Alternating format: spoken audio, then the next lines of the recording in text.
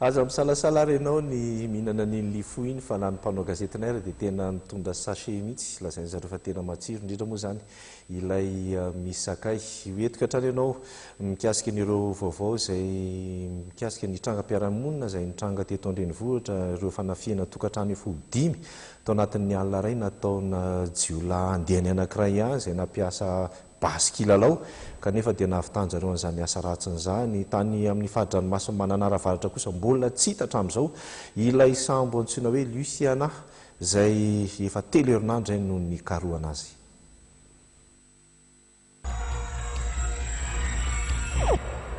Zazavavy vao 17 taona monja nidobo andrano tao amin'ny hotely Fatandaza iray ao Mahajanga Amborovy ny alatsinainy 8 aogositra lasa teo.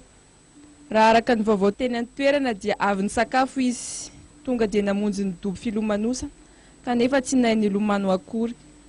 Tara vao nahatsikatra izany ny mpamonjy aina ka na dia natao aza niezaka rehetra namelomana andrazazavavy dia tsy avitra intsony ny ainy. Fantatra fa manara-diny mpampiasa sy ny fianakaviany izy izao niaramboina izao. Izany hoe tsy ampy-taona kanefa efa miasa sahady. Tonga tany an-toerana ny ray aman-dreny ny alarobia 10 aogositra ka rehefa nataony marimaritra iraisana dia nampiakarina aty andrenivohitra ny razana. Efa tonga eto amintsika ny solomaso natokana hijerena eklipsa. Ito ny sary no hanao izay tsy mbola nahita izany. Ohatra ny hoe miditra any amin'ny tontolo hafa mihitsy.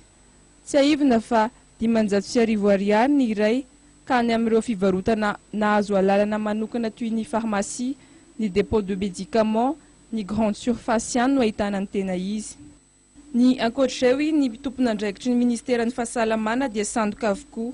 Ahatra adiny 2 mahery ny eklipsa mitindray mitoraka ity ka ny Mahajanga sy Tamatavy no ahitana izany amin'ny 7 isanjato.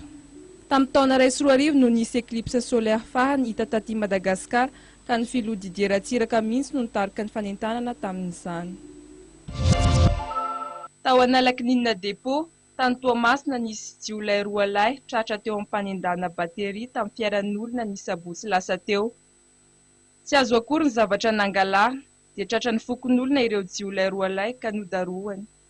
Maty ny iray no nidaroka mafy nahazo azy, ny iray kosa voarin'ny polisy avy hatrany ary tonga dia nentina teny amin'ny hopitaly miaraka amin'ny rojo vy. Leo ny jiolahy avosotra foana ny fokon'olona ka naleo ny tonga dia nanao fitsaram-bahoaka hanaparan'ny hatezerany. Sambo iray sy olona 15 no tsy mbola hita popoka hatramin'izao kanefa dia 3 herinandro lasa izay no nanomboka ny fikarohana azy ireo tany amin'ny fahadranmasina any Mananaravatra. Sambo iray hafa kosa rendrika. Ilay voalohany nitondra ny anarana hoe Luciana, ilay faharoa kosa dia tsy fantatra anarana. I Luciana dia nitondra entana teo amin'ny 80 taona izay nanjavona ihany koa.